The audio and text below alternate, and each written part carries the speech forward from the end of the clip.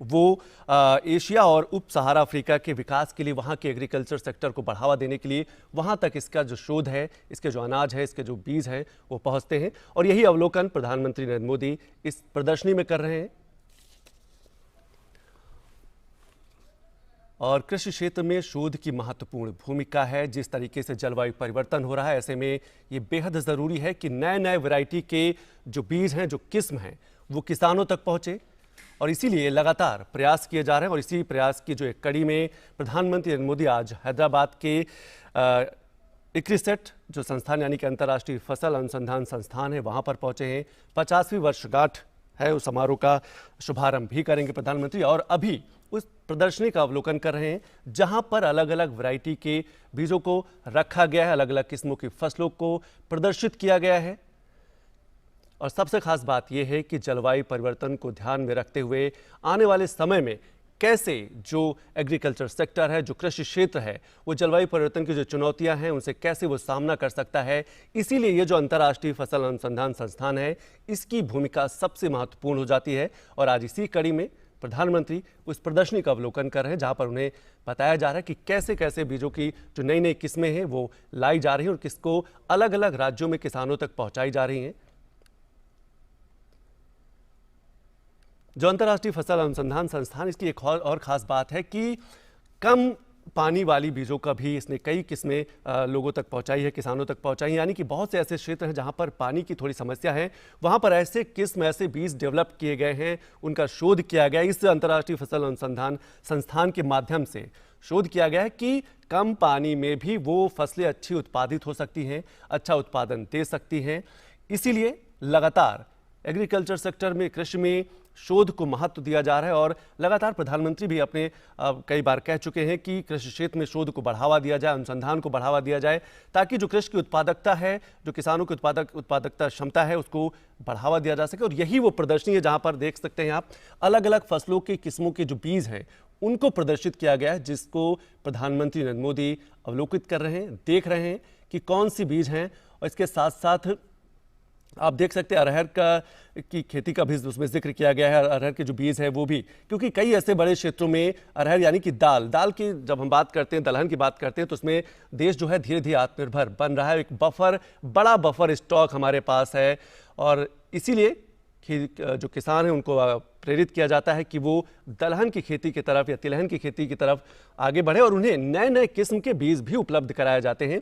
तो जो अंतर्राष्ट्रीय फसल अनुसंधान संस्थान या हैदराबाद का है, जिसे हम इक्रिसेट के नाम से जानते हैं, ये एक बड़े व्यापक रूप में शोध करता है। और इसका शोध सिर्फ भारत के देश के अलग अलग राज्यों के किसानों तक ही नहीं पहुंचता। अगर हम बात करें एशिया के दूसरे देशों की बात करें, अगर अफ्रीका, उप सहारा अफ्रीका की बात करें, वहां पर भी इसके शोध पहुंचाए जाते हैं। और 2023 का जो वर्ष है वो काफी महत्वपूर्ण है, क्योंकि मिलेट ईयर घोषित किया गया, यानी कि मोटा अनाज वर्ष घोषित किया गया है। यानी कि मोटे अनाज को बढ़ावा दिया जाएगा। किसानों से ये अपील भी की जाएगी, उन्हें प्रेरित भी किया जाएगा कि वो अपने फसलों में, अपने खेतों में मोटे अनाज को ज़्यादा उत्पादित करें, क्योंकि मोटा अनाज पोषक तत्वों से भरपूर होता है। और जो कुपोषण की समस्या रहती है उसमें भी काफ़ी मदद रहता है। और 112 याद होगा कि 112 जो आकांक्षी जिले हैं उसमें ये सबसे खास बात है कि मोटे अनाज को बढ़ावा दिया जाएगा, कुपोषण की समस्या को दूर किया जाएगा। और इसीलिए प्रधानमंत्री आज उस प्रदर्शनी का अवलोकन कर रहे हैं जहां पर अलग अलग वैरायटी के, अलग अलग किस्मों के, चाहे रबी की फसलों की बात करें, चाहे खरीफ की फसलों की बात करें, उनके जो बीज हैं, उनकी जो प्रदर्शनी है उसको अवलोकित कर रहे हैं। और ये समझने की कोशिश कर रहे हैं कि आने वाले दिनों में जलवायु परिवर्तन की जो चुनौतियां हैं उससे जो कृषि क्षेत्र है वो कैसे निपट सकता है। तो प्राकृतिक संसाधन प्रबंधन की बात होती है जब हम प्राकृतिक खेती की, इसीलिए लगातार प्रयास किए जा रहे हैं कि प्राकृतिक खेती को बढ़ावा दिया जाए।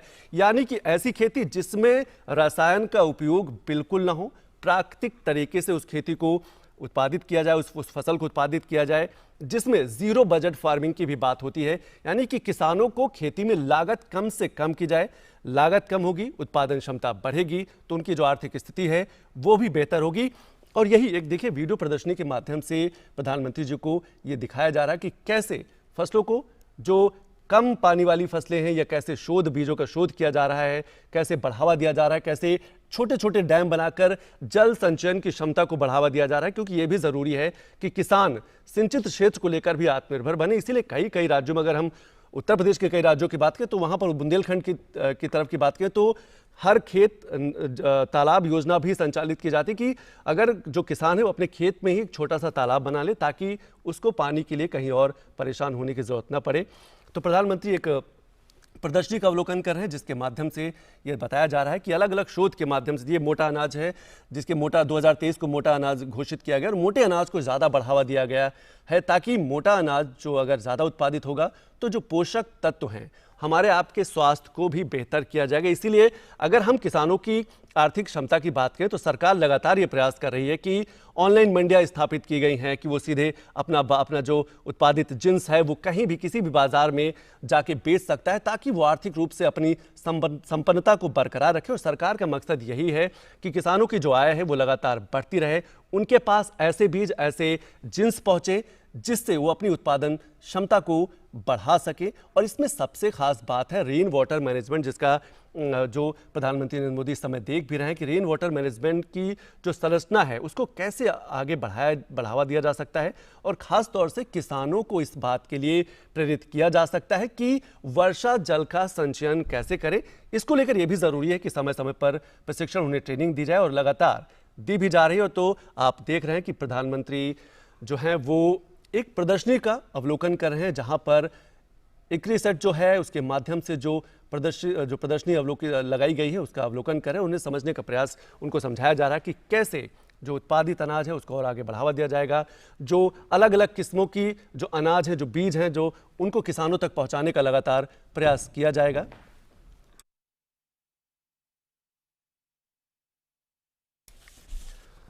तो प्रधानमंत्री हैदराबाद पहुंचे हैं और इक्रिसेट इस समय है जो अर्धशुष्क उष्ण कटिबंध का अंतर्राष्ट्रीय फसल अनुसंधान संस्थान है वहां का वो दौरा कर रहे हैं। इस समय एक प्रदर्शनी वो देख रहे हैं, उस प्रदर्शनी में अलग अलग बीजों को अवलोकित किया गया, एक प्रदर्शनी लगाई गई है और मोटे अनाज को बढ़ावा देने के लिए लगातार किसानों को प्रेरित किया जा रहा है। और इसीलिए अंतर्राष्ट्रीय 2023 का जो वर्ष है अंतर्राष्ट्रीय मोटा अनाज वर्ष भी घोषित किया गया है कि इससे लोगों को जोड़ा जा सके। ये जो मोटा अनाज है हमारे आपके स्वास्थ्य के लिए तो बेहतर है ही, साथ साथ कृषि की जो उत्पादन क्षमता है उसको भी बढ़ाता है, किसानों की आमदनी को भी बढ़ाता है।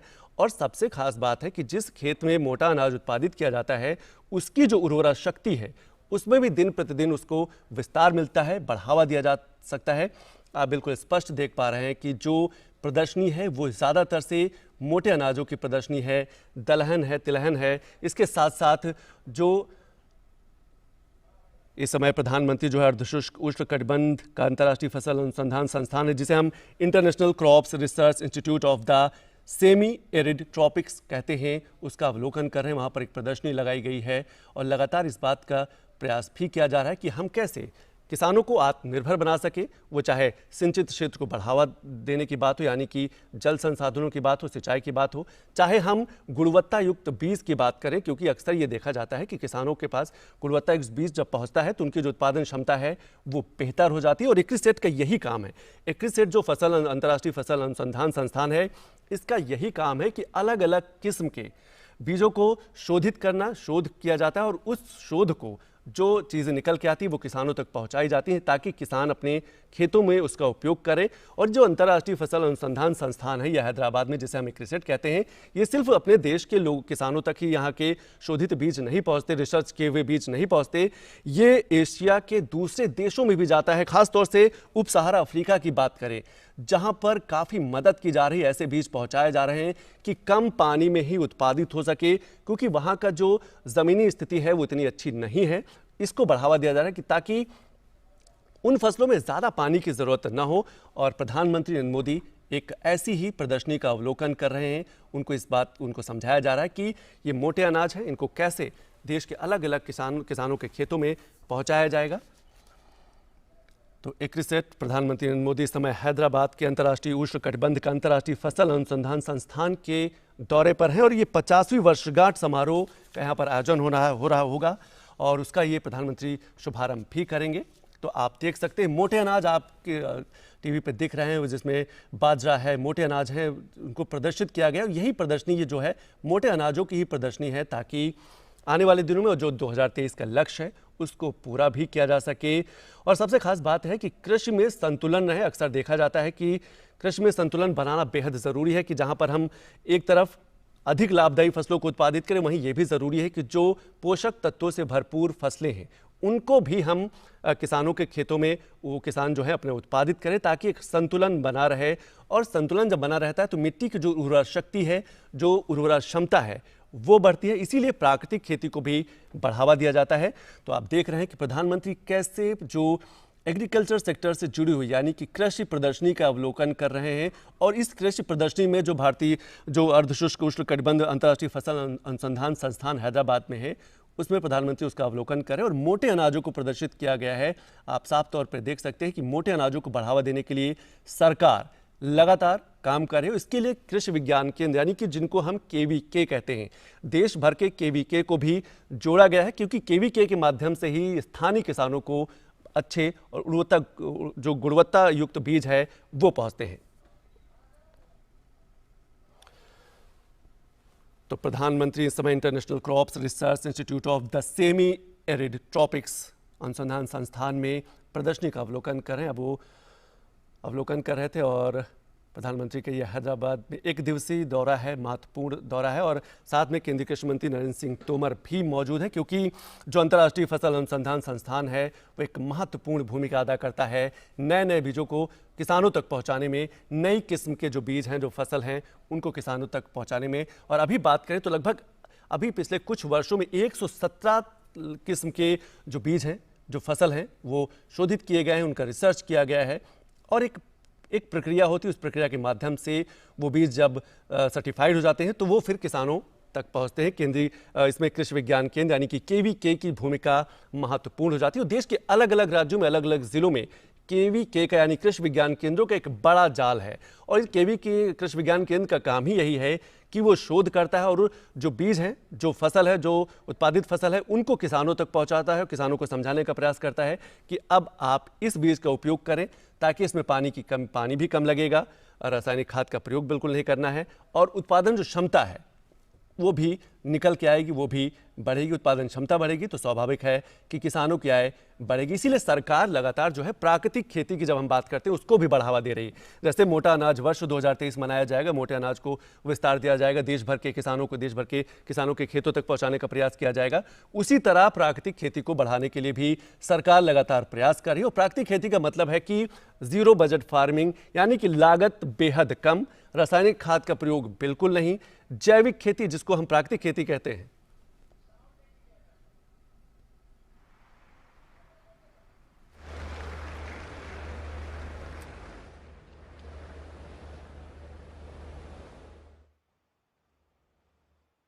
We also welcome Honorable Governor Dr. Tamilisai Soundararajan,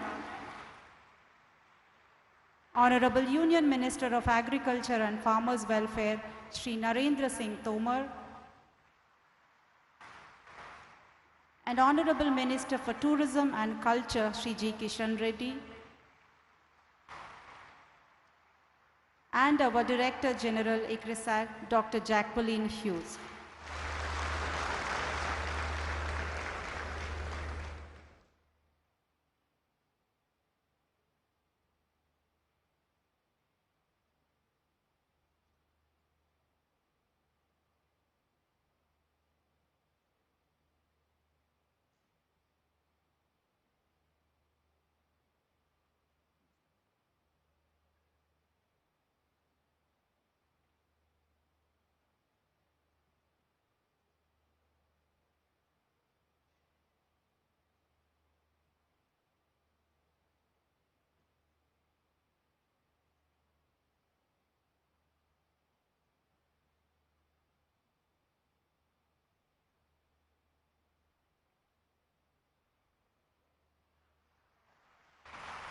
Please extend a warm welcome to Honorable Prime Minister Shri Narendra Modi ji.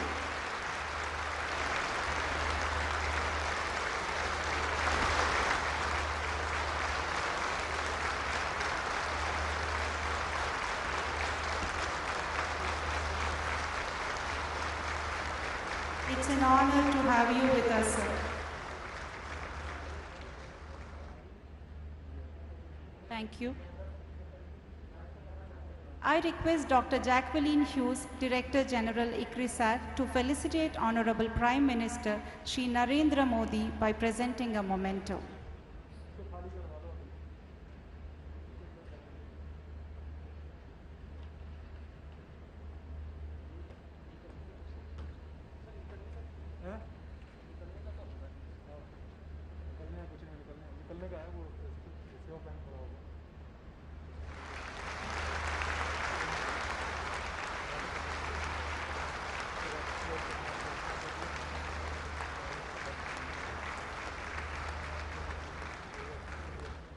Thank you, Dr. Hughes.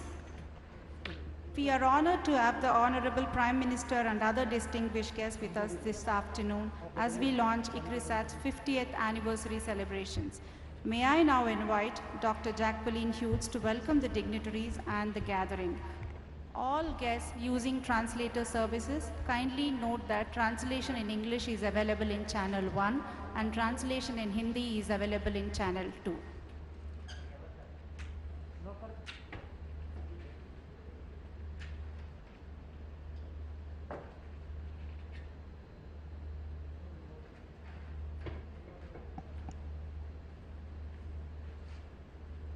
Honorable Prime Minister Shri Narendra Modi, Honorable Governor Dr. Tamilisai Soundararajan, Honorable Minister of Agriculture and Farmers Welfare Shri Narendra Singh Tomar, Honorable Minister for Tourism, Culture and Development of Northeast Shri Kishan Reddy, members of the Diplomatic Corps and distinguished guests in the audience, ladies and gentlemen.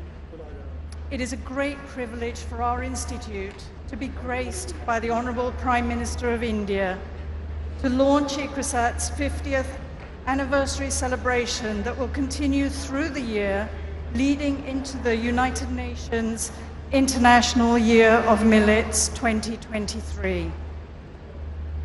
Great visionaries such as Dr. M.S. Swaminathan understood the need for an advanced agriculture research institute to serve the needs of the smallholder farmers, specifically in the drylands.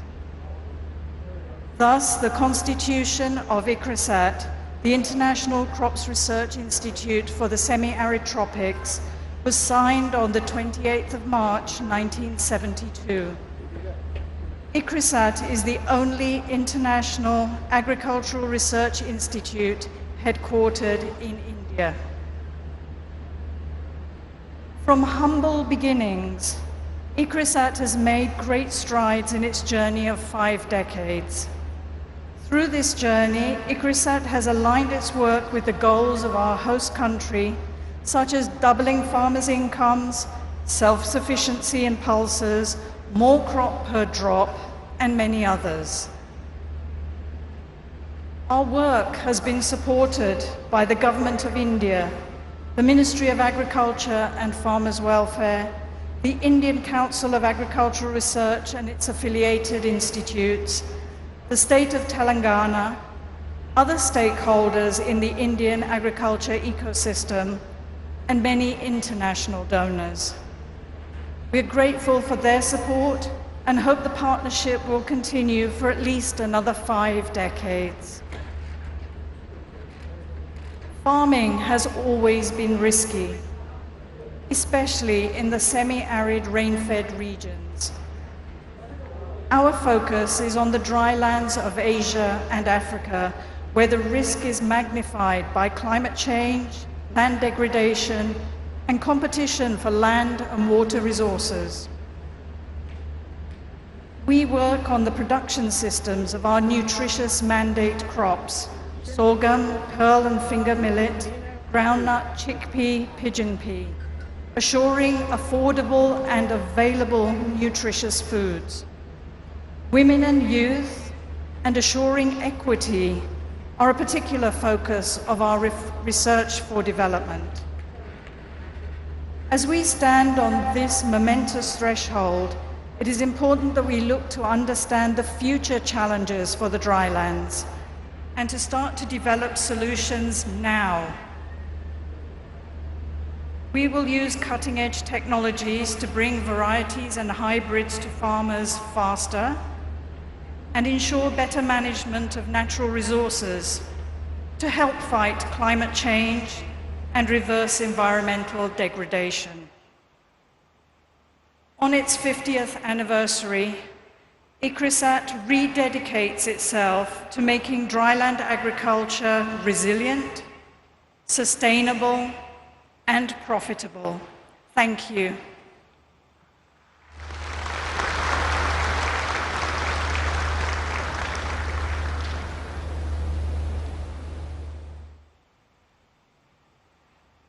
Thank you, Dr. Hughes, for your vision of the task that lies ahead for ICRISAT. I now invite Honorable Minister for Agriculture and Farmers' Welfare, Shri Narendra Singh Tomar, to address the gathering.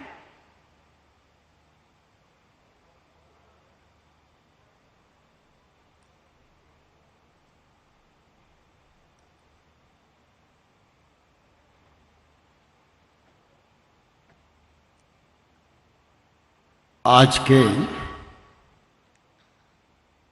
इस गरिमामयी और ऐतिहासिक अवसर पर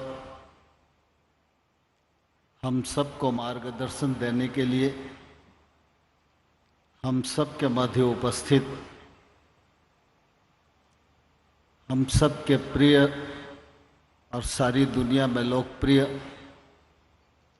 दूरदर्शी नेतृत्व के रूप में जिनकी पूरी दुनिया में पहचान बनी है, ऐसे हम सब के नेता हमारे प्रधानमंत्री माननीय श्री नरेंद्र मोदी जी, हमारे इस राज्य की राज्यपाल बहन तमिलसाई सौंदरराजन जी, केंद्र सरकार के पर्यटन और संस्कृति मंत्री मान्यवर Shri Kishan Reddy ji, DG ICRISAT doctor Jacqueline ji, कृषि सचिव संजय अग्रवाल जी, डेयर सचिव डॉक्टर महापात्रा जी, सचिव science and technology Shri Chandrashekhar ji, राज्य के सभी संबंधित अधिकारीगण, जनप्रतिनिधिगण, एग्रीसेट परिवार के सदस्य महानुभाव और उपस्थित गणमान्य सज्जनों, बहनों और पत्रकार मित्रों, आज एग्रीसेट का 50 वर्ष पूर्ण हो रहे हैं। इस उपलक्ष्य में यह कार्यक्रम यहाँ आयोजित है। हम सबके लिए बहुत गौरव और प्रसन्नता की बात है कि इस कार्यक्रम को ऊंचाइयां प्रदान करने के लिए एग्रीसेट के वैज्ञानिकों को दूरदृष्टि दिशा देने के लिए, हम सब का मार्गदर्शन करने के लिए माननीय प्रधानमंत्री जी ने अपने व्यस्ततम समय में से समय निकाला और इस कार्यक्रम को गरिमा प्रदान की। मैं आप सब लोगों की ओर से माननीय प्रधानमंत्री जी का हृदय से बहुत बहुत स्वागत करता हूं, बहुत बहुत इस मौके पर अभिनंदन करना चाहता हूं। यह वर्ष आज़ादी के अमृत महोत्सव का वर्ष है और इसी वर्ष एग्रीसेट के भी 50 वर्ष पूरे हो रहे हैं। दोनों अवसर ऐसे हैं जो निश्चित रूप से हम सबको प्रेरणा प्रदान करने वाले हैं। जो हमारे संकल्प हैं उन्हें पूर्ण करने का समय है और आने वाले 25 वर्षों के लिए नए संकल्प लेकर चलने का यह कालखंड है। एग्रीसेट के 50 वर्ष की पूर्णता पर मैं एग्रीसेट परिवार के सभी सदस्यों को हृदयपूर्वक बहुत बहुत बधाई देता हूं, बहुत बहुत इस मौके पर शुभकामनाएं देना चाहता हूं। अभी हाल ही में भारत सरकार का बजट वित्त मंत्री जी ने लोकसभा में प्रस्तुत किया। बजट तो सामान्य तौर पर कोई भी सरकार रहती है तो वर्ष में एक बार आता ही है। माननीय प्रधानमंत्री जी ने 2014 में कामकाज संभाला, तब से हर वर्ष बजट प्रस्तुत होता है और हर वर्ष बजट के माध्यम से देश को नई दिशा मिलती ही रही है। लेकिन इस बार का बजट, जहां एक और गांव, गरीब, किसान, दलित, महिला और नौजवान, इनके उत्थान और हितों का संरक्षक है, वहीं दूसरी ओर हम देखेंगे तो हमारे समूचा देश आने वाले 25 वर्षों में, जब हमारा देश स्वतंत्रता की शताब्दी मनाएगा, तो उस समय नया भारत कैसा होगा, उसकी बुनियाद रखने वाला बजट है। इस अच्छे बजट को देश के सभी वर्गों ने सराहा है और इस अच्छे बजट की कल्पना के पीछे प्रधानमंत्री जी की जो कल्पना है, उसका निश्चित रूप से मैं हृदय से बहुत बहुत अभिनंदन करता हूं। इस मौके पर उनका बहुत बहुत स्वागत करना चाहता हूं। हम सब जानते हैं कि कृषि और किसान भारत के लिए महत्वपूर्ण है। एक समय था जब कहा गया जय जवान जय किसान। वाजपेयी जी जब प्रधानमंत्री बने तो वाजपेयी जी ने जय जवान जय किसान में जय विज्ञान जोड़ा, और जब मोदी जी ने देश का कार्यभार संभाला तो उन्होंने जवान की भी जय की, किसान की भी जय की, विज्ञान की भी जय की, लेकिन इसमें चौथी बात जय अनुसंधान भी जोड़ा। और इसलिए आज हम मोदी जी की सरकार के किसी भी कार्यकलाप में अध्ययन करके और विश्लेषण करके देखेंगे तो उनका पूरा बल नवाचार, अनुसंधान, अधोसंरचना विकास, आत्मनिर्भर भारत, नया भारत, एक भारत और श्रेष्ठ भारत की कल्पना को मूर्त रूप करता हुआ दिखाई देता है। जब अनुसंधान की बात आती है तो आज हम अनुसंधान परिषद में ही बैठे हुए और मुझे बहुत प्रसन्नता है। इक्रिसैट देश में मोटे अनाज की दृष्टि से अनुसंधान कर रहा है, उसके सदपरिणाम भी सामने आ रहे हैं। और एग्रीसेट की यह भी चिंता है कि बदलते परिवेश में फसलों पर प्रतिकूल पर्यावरणीय प्रभाव कम से कम पड़े, न पड़े तो और अच्छा है। इस दिशा में निश्चित रूप से वो अनुसंधान करते हुए आगे बढ़ रहे हैं।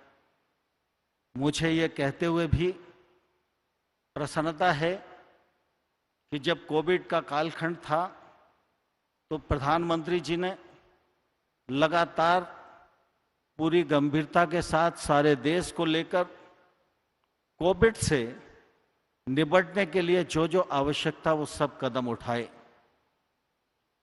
और कोविड के इस कालखंड में मिलेट्स लोगों की थाली का अंग बने, इस दिशा में काफी जागरूकता बढ़ी है। लेकिन प्रधानमंत्री हमेशा इस बात पर बल देते हैं कि कद्दन फसलें हैं, उनकी नई नई किस्मों का आविष्कार हो, उनका उत्पादन बढ़े, उत्पादकता बढ़े, उनका प्रसंस्करण बढ़े, उत्पाद निर्यात भी हों, देश की आवश्यकता को भी पूर्ण करें। और ये मिलेट्स सामान्य और गरीब लोगों का भोजन नहीं, इस मिलेट्स को हर भारतीय समारोह और दुनिया के समारोह में सम्मानपूर्वक थाली में स्थान मिले, यह आग्रह प्रधानमंत्री जी का हमेशा रहता है। और इसी दिशा में माननीय प्रधानमंत्री जी के आग्रह पर संयुक्त राष्ट्र ने 2023 को मिलेट ईयर घोषित किया है।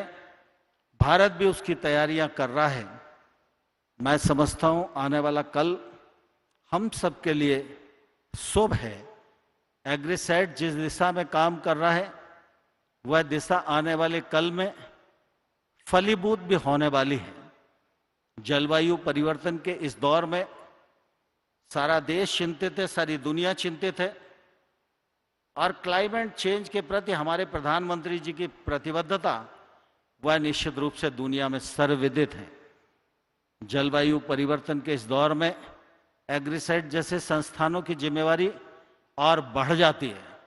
मैं समझता हूं इस अवसर पर एग्रीसेट पूरे परिवार को यह संकल्प करना चाहिए कि जलवायु परिवर्तन के इस दौर में जो हमारे संस्थान की भूमिका है, वो उस भूमिका को पूरी गंभीरता के साथ निर्वहन करेंगे और सिर्फ देश को ही नहीं, दुनिया को एक सकारात्मक संदेश देने में हम सफल होंगे। एग्रीसेट के 50वें वर्ष के इस मौके पर मैं पूरे परिवार को बहुत बहुत बधाई देता हूं, बहुत शुभकामनाएं देता हूं, और मंत्रालय की ओर से माननीय प्रधानमंत्री जी का पुनः एक बार बहुत बहुत स्वागत, बहुत बहुत अभिनंदन। धन्यवाद। जय Hind.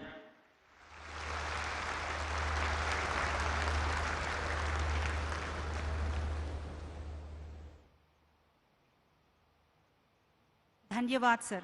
Thank you very much for your kind and inspiring words. We now move on to the important event of the program. 50 years is a major milestone and an occasion to celebrate.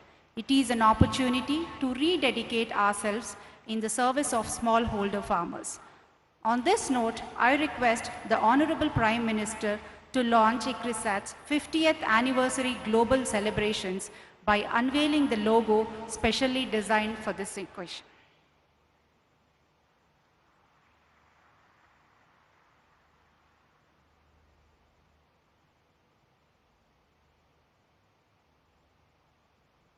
We now move on to the next part of the program, inauguration of Climate Change Research Facility.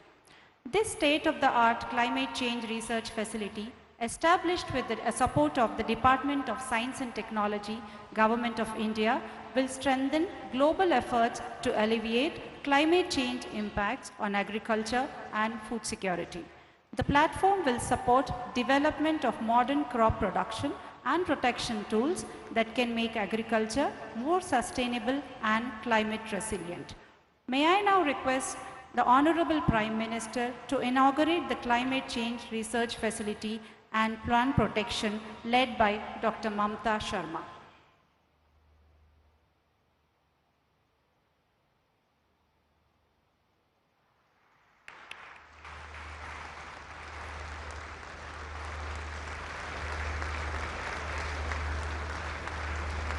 Thank you, sir.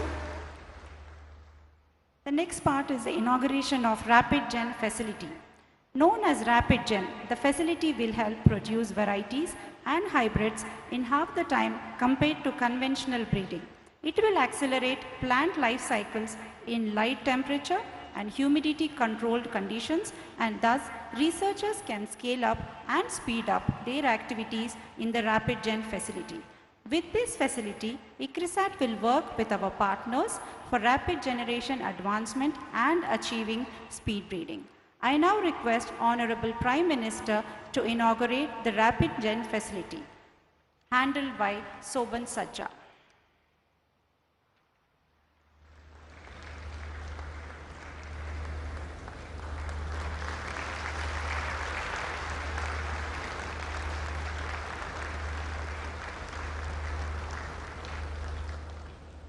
Thank you very much, sir. Ladies and gentlemen, the most awaited moment of the ceremony is here. I now have the honor to invite our Honorable Prime Minister, Shri Narendra Modi ji, to address the gathering.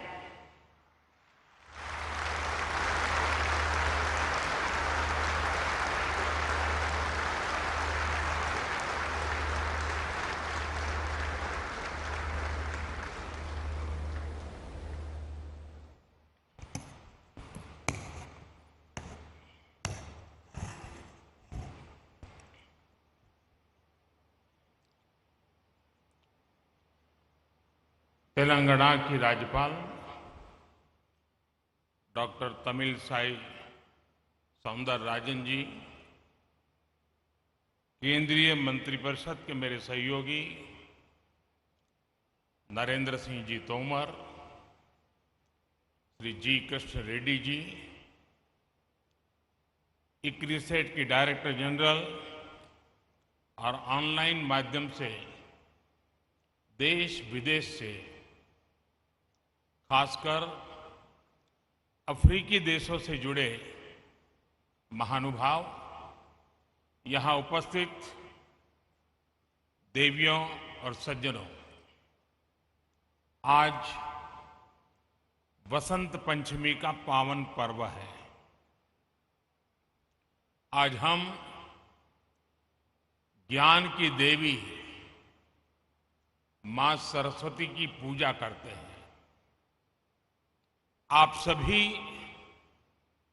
जिस क्षेत्र में हैं, उसका आधार ज्ञान, विज्ञान, innovation, invention ही है। और इसलिए वसंत पंचमी के दिन इस आयोजन का एक विशेष महत्व हो जाए। आप सभी को गोल्डन जुबिली सेलिब्रेशन की बहुत बहुत बधाई।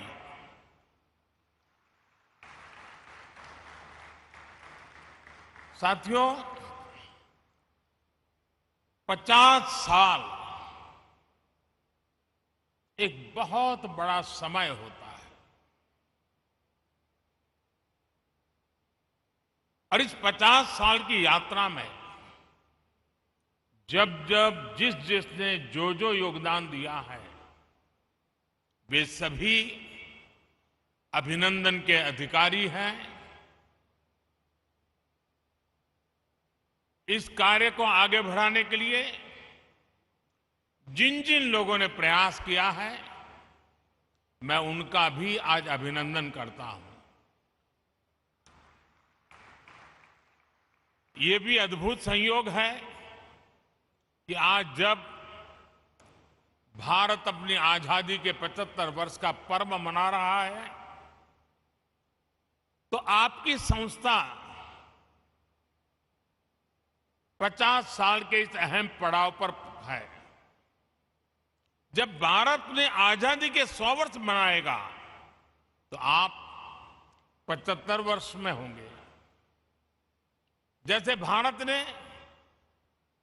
अगले 25 वर्षों के लिए नए लक्ष्य बनाए हैं, उन पर काम करना शुरू कर दिया है, वैसे ही अगले 25 वर्ष इक्रिसेट के लिए भी उतने ही अहम है। साथियों, आपके पास 5 दशकों का अनुभव है। इन 5 दशकों में आपने भारत सहित दुनिया के एक बड़े हिस्से में कृषि क्षेत्र की मदद की है। आपकी रिसर्च, आपकी टेक्नोलॉजी ने मुश्किल परिस्थितियों में खेती को आसान और सस्टेनेबल बनाया है। अभी मैंने जो टेक्नोलॉजी डिस्प्ले देखा, उसमें इक्रिसैट के प्रयासों की सफलता नजर आती है। पानी और मिट्टी का मैनेजमेंट हो, क्रॉप वैरायटी और प्रोडक्शन प्रैक्टिसेस में सुधार हो, ऑन फार्म डायवर्सिटी में बढ़ोतरी हो, लाइव स्टॉक इंटीग्रेशन हो और किसानों को मार्केट से जोड़ना हो, ये होलिस्टिक अप्रोच निश्चित रूप से एग्रीकल्चर को सस्टेनेबल बनाने में मदद करती है। तेलंगाना और आंध्र प्रदेश में दालों, विशेष रूप से चिकपी को लेकर इस क्षेत्र में जो विस्तार हुआ है, उसमें आपका योगदान अहम रहा है। किसानों के साथ इक्रिसैट की यही कोलैबोरेटिव अप्रोच खेती को और सशक्त करेगी, समृद्ध करेगी। आज climate change research facility on planet protection और रैपिड जनरेशन एडवांसमेंट फैसिलिटी के रूप में नई फैसिलिटीज का उद्घाटन हुआ है। ये रिसर्च फैसिलिटीज क्लाइमेट चेंज की चुनौती का सामना करने में कृषि जगत की बहुत मदद करेंगे। और आपको पता होगा, बदलते हुए क्लाइमेट में हमारी एग्रीकल्चर प्रैक्टिसेस में क्या परिवर्तन लाने चाहिए, उसी प्रकार से भारत ने लास्ट एक बहुत बड़ा इनिशिएटिव लिया है कि क्लाइमेट चेंज के कारण जो परिस्थितियां पैदा हुई हैं, नेचुरल कैलेमिटीज आती है, उसमें मानव मृत्यु की चर्चा तो सामने आती है, लेकिन इंफ्रास्ट्रक्चर का जो नुकसान होता है वो पूरी व्यवस्थाओं को चरमरा देता है। और इसलिए भारत सरकार ने क्लाइमेट रेजिस्टेंस वाले इंफ्रास्ट्रक्चर के लिए उस पर चिंतन मनन और योजनाएं बनाने के लिए ग्लोबल लेवल के इंस्टीट्यूट को जन्म दिया है। आज वैसा ही एक काम इस एग्रीकल्चर सेक्टर के लिए हो रहा है। आप सब अभिनंदन के अधिकारी हैं। साथियों, क्लाइमेट चेंज वैसे तो दुनिया की हर आबादी को प्रभावित करता है, लेकिन इससे सबसे ज्यादा प्रभावित लोग वो होते हैं जो समाज के आखिरी पायदान पर होते हैं, जिनके पास रिसोर्सेज की कमी है, जो विकास की सीढ़ी में ऊपर चढ़ने के लिए मेहनत कर रहे हैं। इनमें बड़ी संख्या में हमारे छोटे किसान हैं और भारत में 80-85% किसान छोटे किसान हैं। हमारे छोटे किसान क्लाइमेट चेंज की बात उनके लिए बहुत बड़ा संकट बन जाती है। इसलिए भारत ने क्लाइमेट चैलेंज से निपटने के लिए दुनिया से इस पर विशेष ध्यान देने का आग्रह किया है। भारत ने 2070 तक 2070 तक नेट जीरो का टारगेट तो रखा ही है, हमने life mission lifestyle for environment, इस लाइफ मिशन की जरूरत को भी हाईलाइट किया है। उसी प्रकार से प्रो प्लेनेट पीपल एक ऐसा मूवमेंट है जो क्लाइमेट चैलेंज से निपटने के लिए हर कम्युनिटी को, हर इंडिविजुअल को क्लाइमेट रिस्पॉन्सिबिलिटी से जोड़ता है। ये सिर्फ बातों तक सीमित नहीं है, बल्कि भारत सरकार के एक्शंस में भी ये रिफ्लेक्ट होता है। बीते सालों के प्रयासों को आगे बढ़ाते हुए इस साल के बजट में क्लाइमेट एक्शन को बहुत अधिक प्राथमिकता दी गई है। ये बजट हर स्तर पर, हर सेक्टर में ग्रीन फ्यूचर के भारत के कमिटमेंट्स को प्रोत्साहित करने वाला है। साथियों, क्लाइमेट और दूसरे फैक्टर्स के कारण भारत की एग्रीकल्चर के सामने जो चुनौतियां हैं, उनसे निपटने में भारत के प्रयासों से आप सभी एक्सपर्ट, साइंटिस्ट, टेक्नीशियंस भली भांति परिचित हैं। आप में से ज्यादातर लोग ये भी जानते हैं कि भारत में 15 एग्रो क्लाइमेट जोन्स हैं। हमारे यहां वसंत, ग्रीष्म, वर्षा, शरद, हेमंत और शिशिर, ये 6 ऋतुएं भी होती हैं। यानी हमारे पास एग्रीकल्चर से जुड़ा बहुत विविधता भरा और बहुत प्राचीन अनुभव है। इस अनुभव का लाभ विश्व के अन्य देशों को भी मिले, इसके लिए इक्रिसेट जैसे संस्थाओं को भी अपने प्रयास बढ़ाने होंगे। आज हम देश के करीब 170 डिस्ट्रिक्ट्स में ड्राउट प्रूफिंग के समाधान दे रहे हैं। क्लाइमेट चैलेंज से अपने किसानों को बचाने के लिए हमारा फोकस बैक टू बेसिक और मार्च टू फ्यूचर दोनों के फ्यूजन पर है।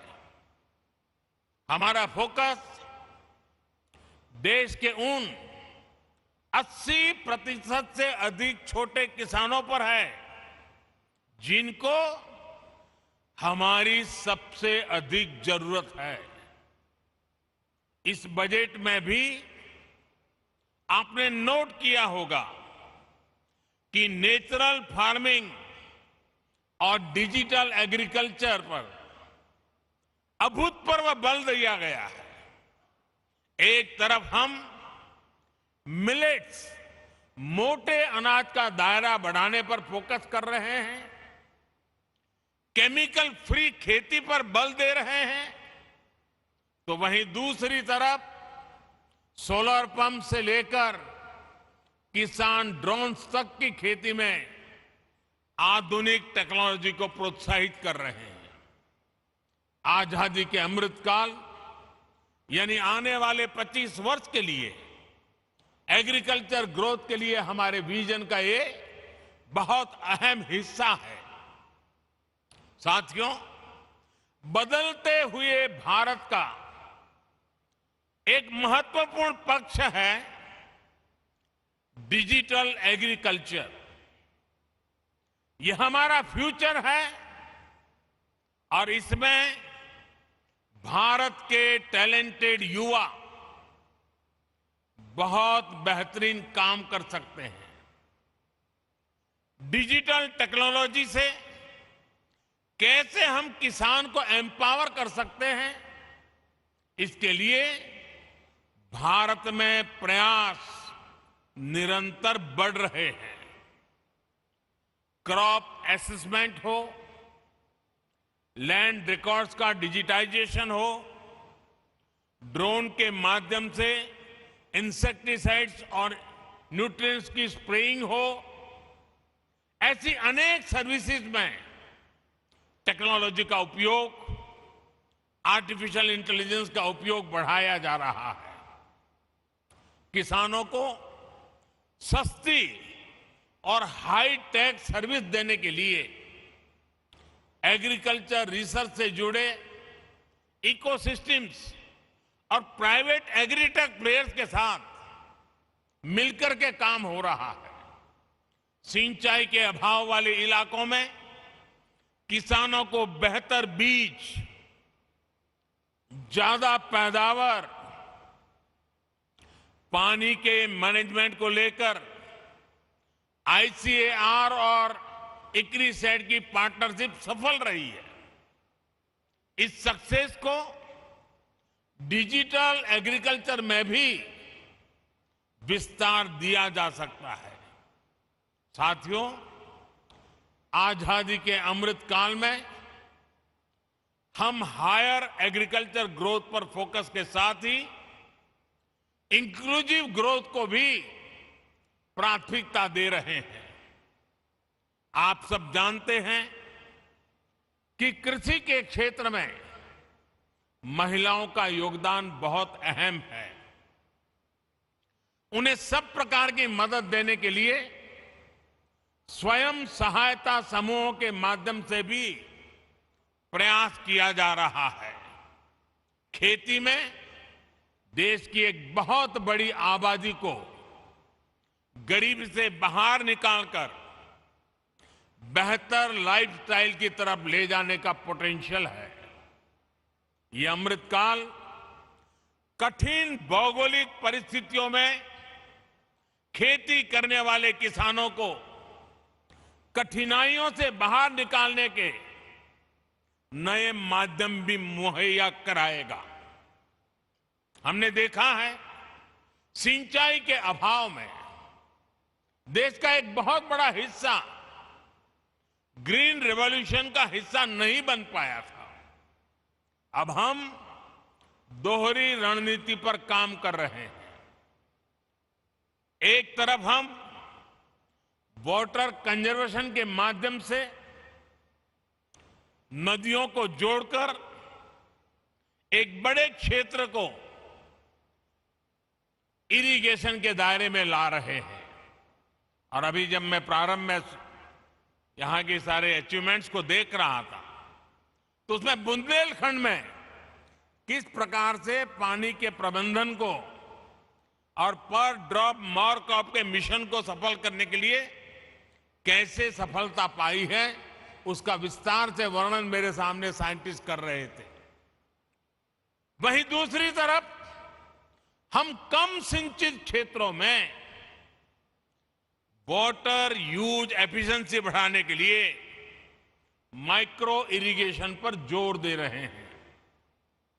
जिन फसलों को पानी की जरूरत कम होती है और जो पानी की कमी से प्रभावित नहीं होती, उन्हें भी आधुनिक वैरायटी के विकास से प्रोत्साहन दिया जा रहा है।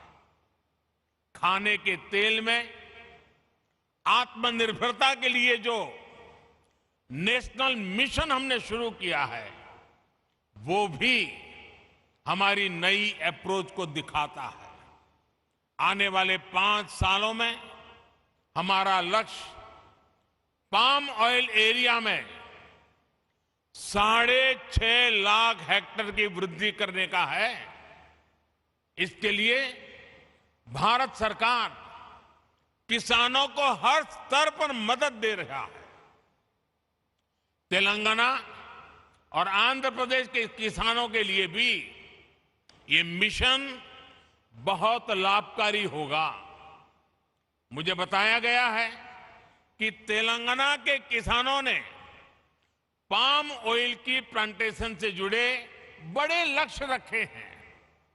उनको सपोर्ट करने के लिए केंद्र सरकार हर संभव सहायता देगी।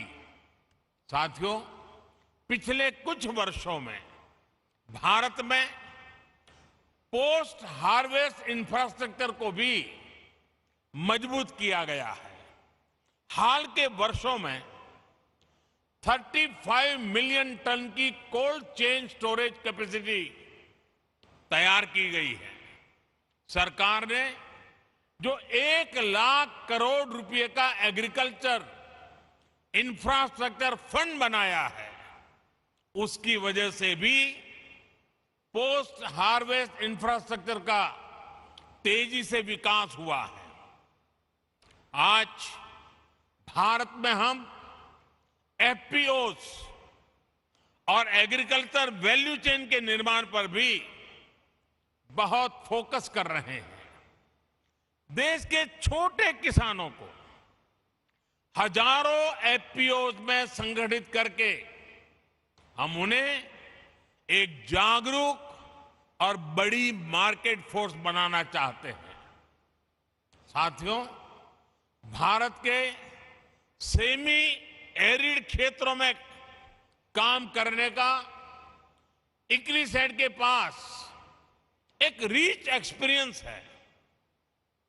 इसलिए सेमी एरिड क्षेत्रों के लिए हमें मिलकर किसानों को जोड़कर सस्टेनेबल और डाइवर्सिफाइड प्रोडक्शन सिस्टम का निर्माण करना होगा। अपने अनुभवों को ईस्ट और साउथ अफ्रीका के देशों के साथ शेयर करने के लिए एक्सचेंज प्रोग्राम भी शुरू किया जा सकता है। हमारा लक्ष्य सिर्फ अनाज का प्रोडक्शन बढ़ाना ही नहीं है। आज भारत के पास सरप्लस फूड ग्रेन है, जिसके दम पर हम दुनिया का इतना बड़ा फूड सिक्योरिटी प्रोग्राम चला रहे हैं। अब हम फूड सिक्योरिटी के साथ साथ न्यूट्रिशन सिक्योरिटी पर फोकस कर रहे हैं। इसी विजन के साथ बीते 7 सालों में हमने अनेक बायो फोर्टिफाइड वैरायटीज का विकास किया है। अब अपनी खेती को डाइवर्सिफाइड करने के लिए अपने सूखा प्रभावित क्षेत्रों में अधिक उत्पादन के लिए बीमारियों और कीटों से अधिक सुरक्षा देने वाली रिजिलिएंट वैरायटीज पर हमें ज्यादा से ज्यादा काम करना है। साथियों, इक्रिसेट, आईसीएआर और एग्रीकल्चर यूनिवर्सिटी के साथ मिलकर एक और इनिशिएटिव पर काम कर सकता है। ये क्षेत्र है बायोफ्यूल का। आप तो स्वीट सोरगम उस पर काम करते रहे हैं। आप ऐसे बीज तैयार कर सकते हैं जिससे सूखा प्रभावित किसान या कम जमीन वाले किसान अधिक बायोफ्यूल देने वाली फसलें उगा सके। बीजों की प्रभावी डिलीवरी कैसे हो, उनके प्रति विश्वास कैसे पैदा हो, इसको लेकर भी मिलकर हम सबको साथ मिलकर के काम करने की जरूरत है। साथियों, मेरा विश्वास है कि आप जैसे इनोवेटिव माइंड्स की मदद से, पीपल्स पार्टिसिपेशन से और सोसाइटी के कमिटमेंट से हम एग्रीकल्चर से जुड़ी तमाम चुनौतियों पर विजय प्राप्त कर पाएंगे। भारत और दुनिया के किसानों का जीवन बेहतर बनाने में आप ज्यादा समर्थ हो, बेहतर से बेहतर टेक्नोलॉजिकल सॉल्यूशन देते रहें। इसी कामना के साथ एक बार फिर इक्रिसेट को इस महत्वपूर्ण पड़ाव पर उनके भव्य भूतकाल का अभिनंदन करते हुए, उज्जवल भविष्य की कामना करते हुए, देश के किसानों की आन बान शान के रूप में आपका ये पुरुषार्थ काम आए, इसीलिए मेरी बहुत बहुत शुभकामनाएं, बहुत बहुत बधाई। धन्यवाद।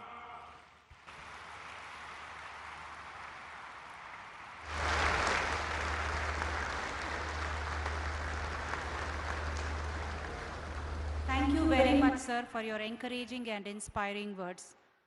I take this privilege to thank you